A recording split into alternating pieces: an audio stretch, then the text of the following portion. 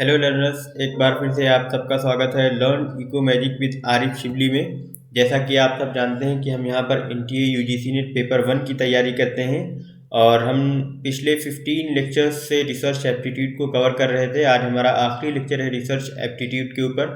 हमने research aptitude के हर एक टॉपिक को इन डिटेल डिस्कस किया है। अगर आप हमारी प्रीवियस वीडियोज़ को देखना चाहते हैं तो लिंक मैंने डिस्क्रिप्शन में दे दिया है, आप वहाँ पर जा कर के देख सकते हैं। अगर आप नए लर्नर हैं, आपने कभी रिसर्च एप्टीट्यूड को नहीं पढ़ा है, तो आप इन लेक्चर्स को ज़रूर देखें, ये आपको श्योरली हेल्प करेंगी। इसके अलावा अगर आप हमारे चैनल पर पहली बार आए हैं और फर्स्ट टाइम वीडियो देख रहे हैं तो मैं आपकी इन्फॉर्मेशन के लिए बता दूं कि लर्न इको मैजिक के नाम से जो हमारा टेलीग्राम का चैनल है और उस पर आप जा करके इकोनॉमिक्स की स्टैंडर्ड बुक्स को डाउनलोड कर सकते हैं, पढ़ सकते हैं। अगर आप इकोनॉमिक्स के स्टूडेंट हैं और आप चाहे किसी भी सब्जेक्ट के स्टूडेंट हो, अगर आप यूजीसी नेट जेआरएफ की तैयारी कर रहे हैं तो पेपर 1 के लिए हम वहाँ पर डेली एमसीक्यूज अपलोड करते हैं। आप उसकी बेहतरीन प्रैक्टिस कर सकते हैं और उसके अलावा हम पीडीएफ नोट्स प्रोवाइड कराते हैं, वो चाहे यूजीसी नेट जेआरएफ एग्जाम से रिलेटेड हो या असिस्टेंट प्रोफेसर के एग्ज़ाम से रिलेटेड हो या पीजीटी या पीएचडी एंट्रेंस के एग्ज़ाम से रिलेटेड हो।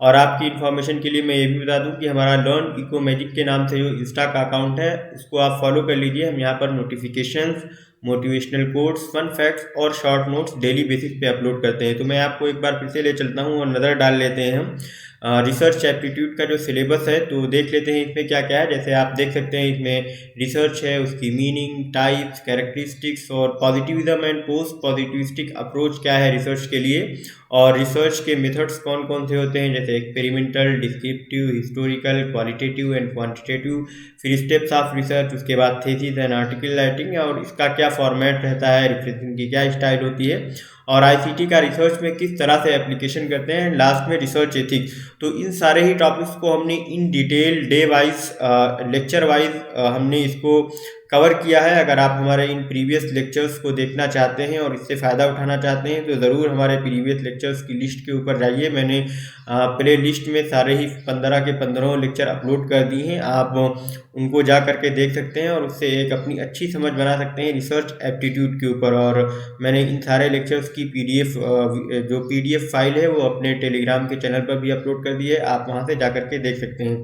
तो गाइज शुरू करते हैं आज ज़्यादा टाइम ना लेते हुए। जो हमारा लास्ट टॉपिक है रिसर्च एप्टीट्यूड में रिसर्च एथिक्स का, कि रिसर्च एथिक्स क्या है। तो रिसर्च एथिक्स जैसे ही माइंड में आपके आएगा तो आप समझ सकते हैं कि कुछ प्रिंसिपल्स होते हैं या कुछ गाइडलाइंस होती हैं जो हमारी वैल्यूज़ को शो करती हैं, जिनको हम मानते हैं और गाइडलाइंस को फॉलो करते हैं। कुछ प्रिंसिपल्स होते हैं जो हमारी स्टडी के दौरान, जो भी हमारी रिसर्च रहती है उसके दौरान हमें हेल्प करती हैं। और इसके अलावा जैसे ये हमें अपनी जो रिसर्च के एम्स हैं उसको प्रमोट करने में भी हेल्प करती हैं, और जो भी हमारी रिसर्च की ब्रिंगिंग होती है उसको सच के साथ जोड़ने में, और जो हम गलती करते हैं तो उन गलतियों को अवॉइड करने के लिए भी हमें रिसर्च एथिक्स काफ़ी हेल्प करती हैं। तो कुछ सर्टेन गाइडलाइंस और कुछ प्रिंसिपल्स होती हैं जिनको हम फॉलो करते हैं, वो हमारे वैल्यूज़ के अकॉर्डिंग होती हैं।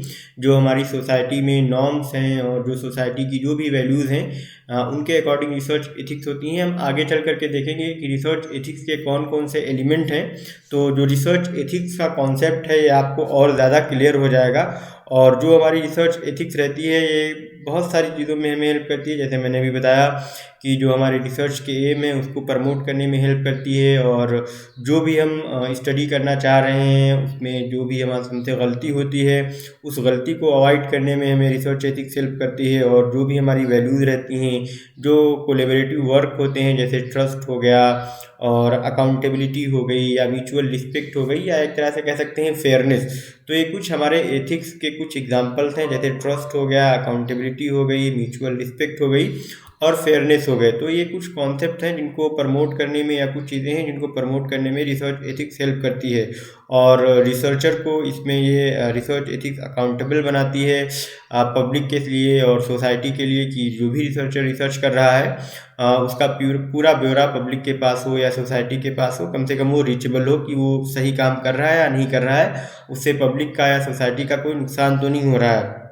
और it helps in building public support for research also, which in turn can help in getting participants who take part in the research willingly और रिसर्च एथिक्स को अगर हम फॉलो करते हैं तो जो भी हमारे रिसर्च के पार्टिसिपेंट्स होंगे वो खुद से उसमें पार्टिसिपेट करना चाहेंगे, हिस्सा लेना चाहेंगे। तो कई सारी चीज़ें हैं जिसमें रिसर्च एथिक्स हमें हेल्प करती है। अगर हम बात करें कि कौन कौन सी अप्रोचेज है रिसर्च एथिक्स की, तो मेनली 3 अप्रोचेज हैं रिसर्च एथिक्स की। मेनली 3 अप्रोचेज होती हैं।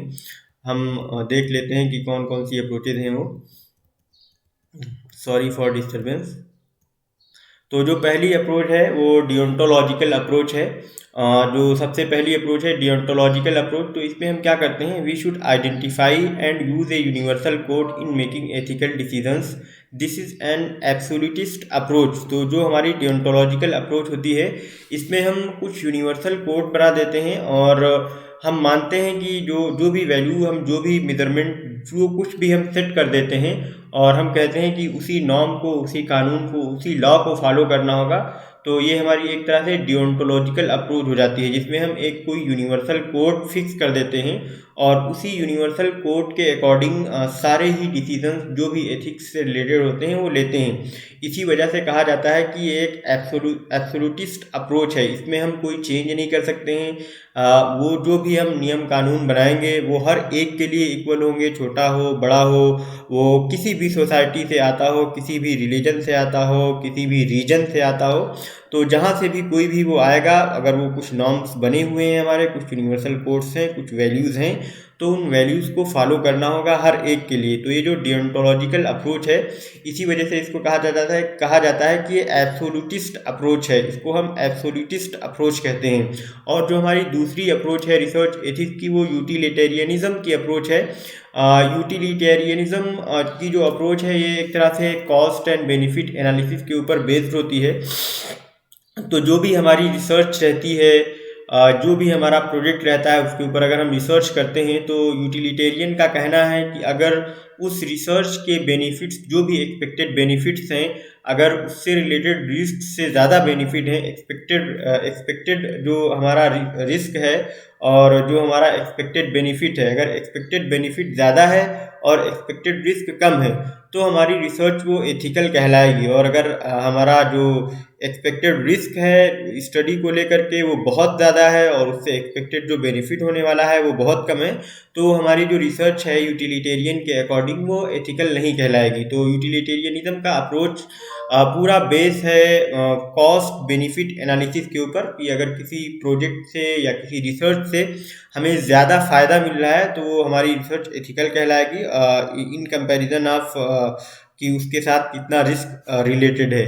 अगर हम बात करें तीसरी अप्रोच की रिसर्च एथिक्स की, तो एथिकल स्केप्टिसिज्म की अप्रोच है। और ये रिसर्च कहती है कि इसमें जो भी स्टैंडर्ड्स हम बनाते हैं, जो भी कानून बनाते हैं, वो यूनिवर्सल नहीं होते हैं बल्कि रिलेटिव रहते हैं। और ये पर्सन टू पर्सन, हर एक पार्टिकुलर टाइम कल्चर के हिसाब से जो चेंज होती रहती हैं, या रिलेटिवली हम उसमें कुछ ऊपर नीचे कर सकते हैं। तो इसी वजह से इसको कहते हैं कि ये रिलेटिविज्म के ऊपर बेस्ड है। तो जो डियोंटोलॉजिकल अप्रोच है और जो एथिकल स्केप्टिसिज्म अप्रोच है, ये दोनों एक तरह से एक दूसरे के अपोजिट हैं। डियोंटोलॉजिकल अप्रोच कहती है कि हम कुछ यूनिवर्सल कोड्स बना देते हैं एथिकल डिसीजंस लेने के लिए, जबकि इसके स्केप्टिसिज्म की जो अप्रोच है एथिक्स को लेकर के, इनका कहना है कि हम यूनिवर्सल कोड्स नहीं बना सकते हैं। हाँ, अगर हम जो भी नॉर्म्स बनाएंगे, जो भी स्टैंडर्ड सेट करेंगे, वो रिलेटिव होंगे, क्योंकि हर एक पर्सन, हर एक सोसाइटी, हर एक जगह का नियम कानून कायदा समझ इन्वायरमेंट सब कुछ अलग होता है। तो इसी वजह से एथिकल स्केप्टिसिज्म वालों का ये मानना है। और जो डियोंटोलॉजिकल अप्रोच है उसमें हम कोई यूनिवर्सल कोड फिक्स कर देते हैं और उसी के अकॉर्डिंग एथिकल डिसीजन लेते हैं। तो एक बार फिर से आप जान लीजिए कि जो डियोंटोलॉजिकल अप्रोच है उसको हम कहते हैं कि एब्सोल्यूटिस्ट अप्रोच है, और जो एथिकल स्केप्टिसिज्म की अप्रोच है ये रिलेटिविज्म की अप्रोच है। अब अगर हम बात करें कि कौन कौन से एलिमेंट्स हैं डिज़ायरेबल जिनका हम ख्याल रखें, जो हमारे रिसर्च की एथिक्स है उसको इंश्योर करने के लिए कि हमारी रिसर्च एथिकल है या नहीं है, तो उसको इंश्योर करने के लिए कुछ एलिमेंट्स हैं जिनका हमें ख्याल रखना चाहिए। जैसे कि हमें ऑनेस्टी का ख्याल रखना चाहिए जब भी हम डेटा की रिपोर्टिंग कर रहे हों, रिजल्ट्स बना रहे हों, या जो भी मेथड्स और प्रोसीजर्स अपना रहे हों पब्लिकेशन स्टेटस को लेकर के, या कुछ भी हो सकता है, तो उसमें हम बिल्कुल ऑनेस्ट रहें। तो ये हमारा एक तरह से ये एक हमारा फर्स्ट एलिमेंट हो गया, या एक एलिमेंट हो गया जिसका हमें ख्याल रखने की ज़रूरत है रिसर्च एथिक्स में। और अगर हम बात करें कि दूसरा कौन सा एलिमेंट है, तो एक ये ऑब्जेक्टिविटी का एलिमेंट है कि हम ऑब्जेक्टिव रहे, ताकि हमारी जो बाइस है उसको हम एक्सपेरिमेंटल डिज़ाइन में या डेटा एनालिसिस करते समय या इंटरप्रेट करते समय चीज़ों को हम उसको सही से कर सकें, और उसका एक तरह से उसकी जो हमारी रिसर्च की ऑब्जेक्टिविटी है उसको इंश्योर कर सकें, ताकि जो भी रिसर्च बाइस है एक्सपेरिमेंटल डिज़ाइन में या डेटा एनालिसिस में वो ना होने पाए।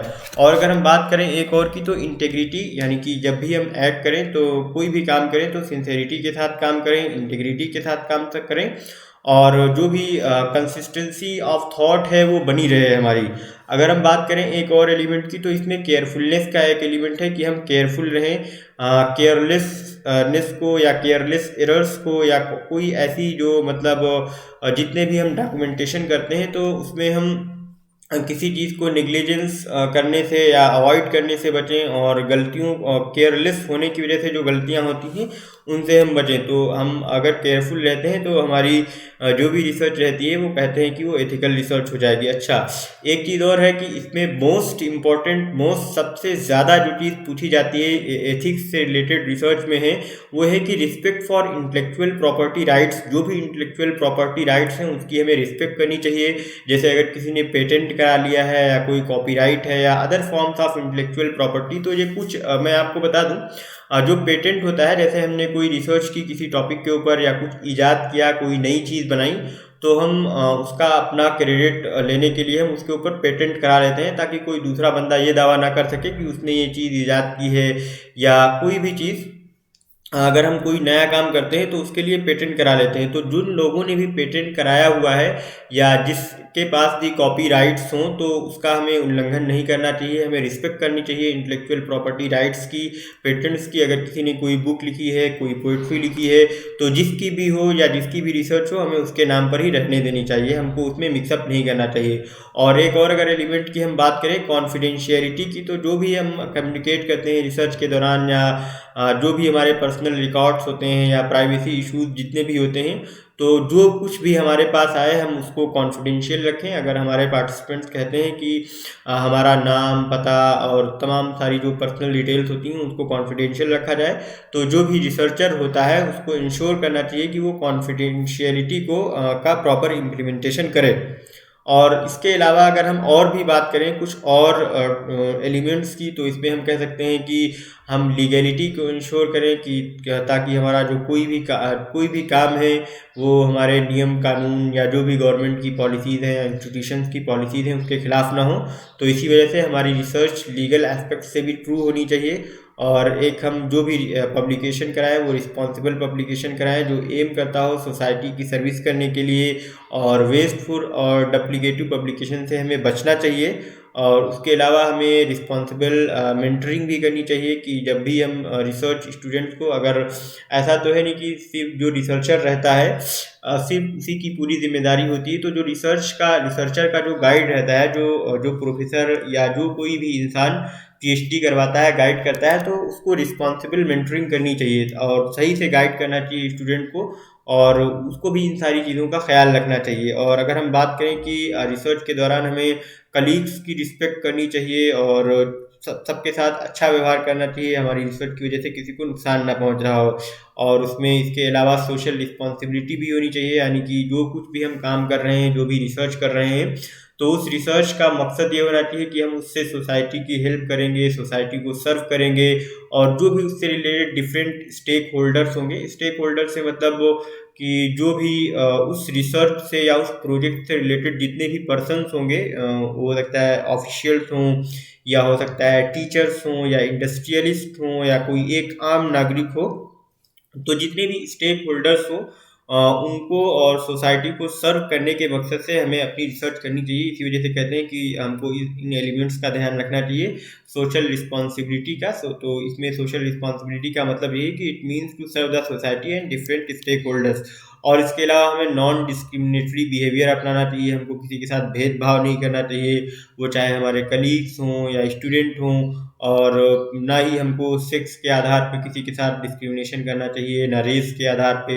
और जितने भी फैक्टर्स इस तरह से रिलेटेड हैं, किसी रिलीजन से कह सकते हैं, कास्ट के बेस पे। और तो जो भी हमारी रिसर्च हो वो नॉन डिस्क्रिमिनेटरी रिसर्च हो, तो हमारी जो एथिकल वैल्यूज़ हैं उनका प्रॉपर इम्प्लीमेंटेशन होता है या वो इंश्योर होती हैं। और जो हमारी हमको इन्हेंस करना चाहिए कंपिटेंस को फॉर ओन प्रोफेशनल एडवांसमेंट और life long learning and taking step to promote competence in science as a whole. तो हमको कंपिटेंस को एक तरह से प्रमोट करना चाहिए। तो ये कुछ एलिमेंट्स हैं जिनका हमें ख्याल रखना चाहिए, और उससे हमारी रिसर्च क्या रहती है कि हमारी रिसर्च एथिकल बेस्ड एथिकल रह जाती है, अच्छी होती है। अगर हम बात करें कि कुछ एथिकल इश्यूज़ की जो हमारे जो पार्टिसिपेंट्स रहते हैं, जैसे मान लीजिए हम रिसर्च कर रहे हैं और उस रिसर्च में जितने भी पार्टिसिपेंट्स हैं जिनके ऊपर हम रिसर्च कर रहे हैं या जिन लोगों का सहारा ले रहे हैं, या उस रिसर्च से रिलेटेड जितने भी लोग हैं रिसर्चर के अलावा, तो उनको बोलते हैं पार्टिसिपेंट्स। तो रिसर्चर के जो पार्टिसिपेंट्स होते हैं उनसे रिलेटेड कुछ इश्यूज़ होते हैं एथिकल।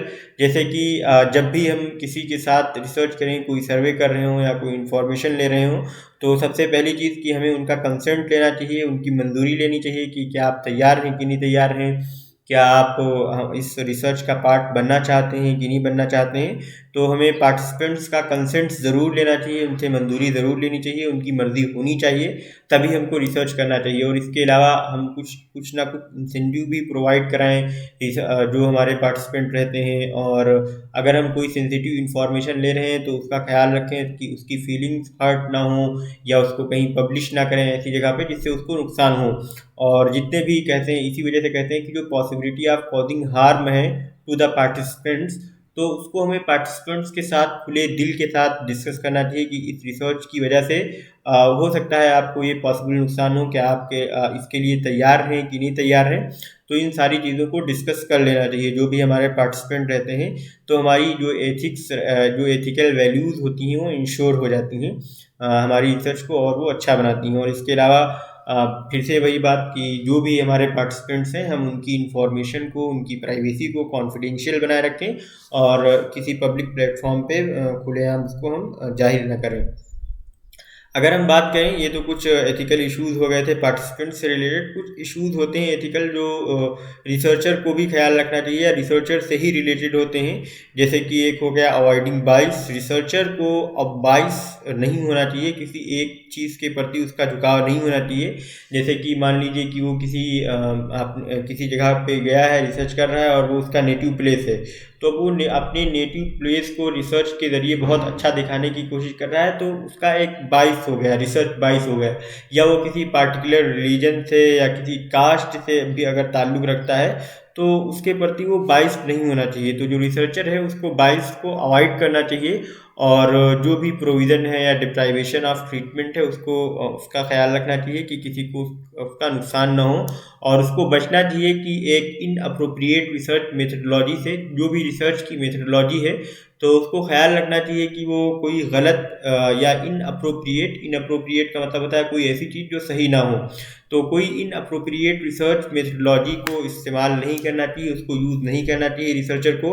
और इसके अलावा जो रिपोर्टिंग करे, जो रिजल्ट बनाए, जो आउटकम बनाए, तो उसकी इनकरेक्ट रिपोर्टिंग ना करे। तो अगर वो इनकरेक्ट रिपोर्टिंग कर रहा है रिजल्ट की, जैसे उसने रिसर्च किया और कोई कुछ उसको रिसर्च के दौरान मिला, तो वो जो भी उसकी फाइंडिंग नहीं उसको ना शेयर करके वो अपनी रिपोर्ट में कुछ और ही बता रहा है। जैसे कि मान लीजिए कि उसने किसी पार्टिकुलर XYZ ज़िले के ऊपर रिसर्च की, और रिसर्च में वो ये जानना चाह रहा था कि उस ज़िले के लोग कितने ईमानदार हैं। तो उसने रिसर्च के दौरान पाया कि उस ज़िले में लगभग जितने भी परसेंट लोग हैं, मान लीजिए 90% लोग बेईमान हैं, डिसऑनेस्ट हैं और इस तरह की उसके अंदर उस ज़िले में उस ज़िले में रहने वाले लोगों में इस तरह की क्वालिटीज़ हैं। तो अब रिसर्चर क्या करेगा, मान लीजिए कि वो उसी ज़िले से ताल्लुक़ रखता है या और भी कोई रीज़न हो सकता है, इन नंबर ऑफ रीजन्स हो सकते हैं, तो वो उस जो एकदम एग्जैक्ट फाइंडिंग है, जो एग्जैक्ट आउटकम निकल के आया है उसकी रिसर्च का, तो वो उसको ना बता करके कुछ इनकरेक्ट रिपोर्टिंग कर दे रहा है, गलत रिपोर्टिंग कर दे रहा है। उसने अपनी रिपोर्टिंग में लिख दिया कि उस डिस्ट्रिक्ट के सिर्फ 50% लोग ही डिसऑनेस्ट हैं। तो उसको ऐसा नहीं करना चाहिए। जो भी रिसर्चर हो, उसकी जो भी फाइंडिंग हो वो उसकी करेक्ट रिपोर्टिंग करे तो ज़्यादा सही रहता है और एथिकल वैल्यूज़ फिर इंश्योर होती हैं। और in appropriate use of the information, और इंफॉर्मेशन का गलत इस्तेमाल नहीं करना चाहिए। जैसे मान लीजिए रिसर्च के लिए आपने किसी पार्टिसिपेंट से कुछ इन्फॉर्मेशन ली और फिर आप उसको पर्सनल हार्म पहुंचा रहे हैं, तो या उसका गलत इस्तेमाल कर रहे हैं उस इंफॉर्मेशन का, या किसी और के साथ शेयर कर रहे हैं, तो उसको ऐसा नहीं करना चाहिए। रिसर्चर को कभी भी इन अप्रोप्रिएट गलत इस्तेमाल नहीं करना चाहिए इंफॉर्मेशन का।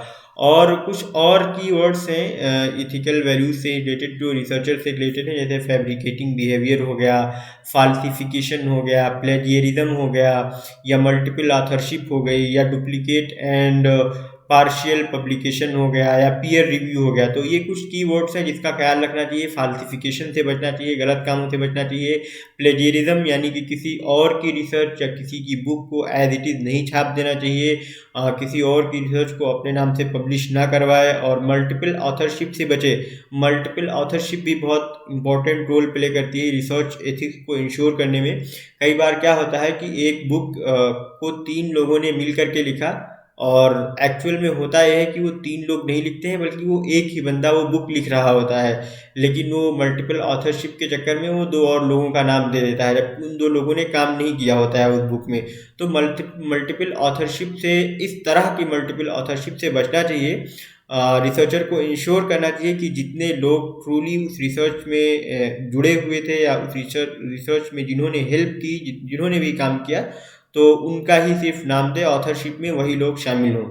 और डुप्लीकेट और पार्शियल पब्लिकेशन से भी बचना चाहिए, और फैब्रिकेटिंग बिहेवियर से भी बचना चाहिए। और एक पीयर रिव्यू भी होता है, जैसे कुछ रिसर्चर रहते हैं, तो उन्होंने जैसे मान लीजिए कोई आर्टिकल लिखा और किसी जर्नल में पब्लिश करने के लिए दिया, तो वो जर्नल वाले क्या करते हैं, उस जर्नल में जितने भी लोग रहते हैं उस कमेटी में, तो उसका एक पीयर रिव्यू कराते हैं। साथ में पढ़ने लिखने वाले लोग जो होते हैं उनसे रिव्यू कराते हैं कि ये आर्टिकल कैसा है, इसमें कुछ चेंजेस हो सकते हैं कि नहीं हो सकते हैं। तो पीयर रिव्यू के दौरान जो भी, अगर मान लीजिए आपके पास रिव्यू करने के लिए कोई आर्टिकल आए, तो आप उसका ख्याल रखें कि जो भी, जिसने भी रिसर्च आर्टिकल लिखा है उसका सही से आप रिव्यू करें, और जो भी पेटेंट से रिलेटेड इश्यूज़ हैं या कॉपीराइट से रिलेटेड इश्यूज़ हैं वो रेज ना होने पाए। अगर किसी ने ओरिजिनल रिसर्च की है तो उसके नाम से ही रहने दें। ये ना हो कि आप उस आर्टिकल को पूरा चेंज कर दें और फिर जो ओरिजिनल आर्टिकल है बाद में उसको अपने नाम से पब्लिश करवाएं। तो इन सब चीज़ों से बचना चाहिए। पीयर रिव्यू भी पूरी ऑनेस्टी के साथ करना चाहिए और अच्छे से करना चाहिए। तो ये कुछ इश्यूज़ हैं जो रिसर्चर से रिलेटेड हैं। आई होप आप एथिक्स को और अच्छे तरीके से समझ पाए होंगे। अगर हम बात करें कि जो रिसर्च एथिक्स रहता है, तो कौन कौन से मेजर्स होते हैं जिनकी हेल्प की वजह से हम अपनी रिसर्च को और एथिकल बना सकते हैं या और अच्छा बना सकते हैं। तो जितने भी पार्टिसिपेंट हों, हमारे पास उसका इन्फॉर्म्ड कंसेंट होना चाहिए, और जो भी हमारी रिसर्च डिज़ाइन हो प्रोटेक्टिव डिज़ाइन होनी चाहिए। हमें स्क्रीनिंग कर लेनी चाहिए और पायलट स्टडीज़ करनी चाहिए। आउटसाइड प्रपोजल रिव्यू होना चाहिए हमारे पास। प्रोफेशनल कोड्स यूज़ करने चाहिए, और गवर्नमेंट के रूल्स और रेगुलेशंस का पूरी तरह से उसको हमको फॉलो करना चाहिए।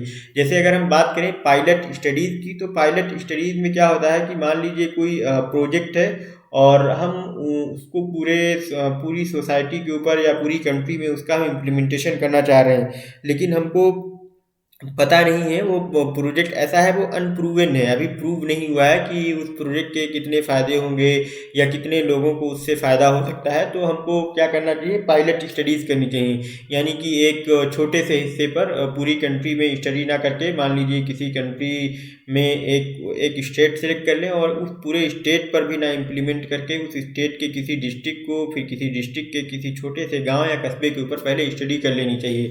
और वो कस्बा या गांव ऐसा होना चाहिए जो एक तरह से रिप्रेजेंटेटिव सैंपल हो उस स्टेट का या उस डिस्ट्रिक्ट का एटलीस्ट, या पूरी कंट्री को एक तरह से वो रिप्रेजेंट कर सकता हो।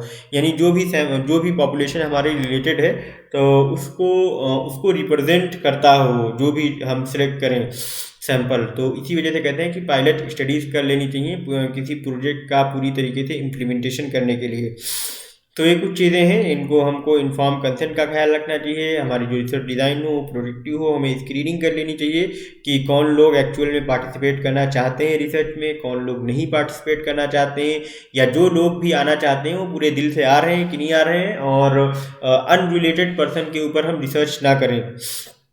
इन चीज़ों का भी हमें ख्याल रखना चाहिए। तो ये कुछ इंपॉर्टेंट मेजर्स थे जिनको हमें ख्याल रखना चाहिए अपनी रिसर्च करने के दौरान।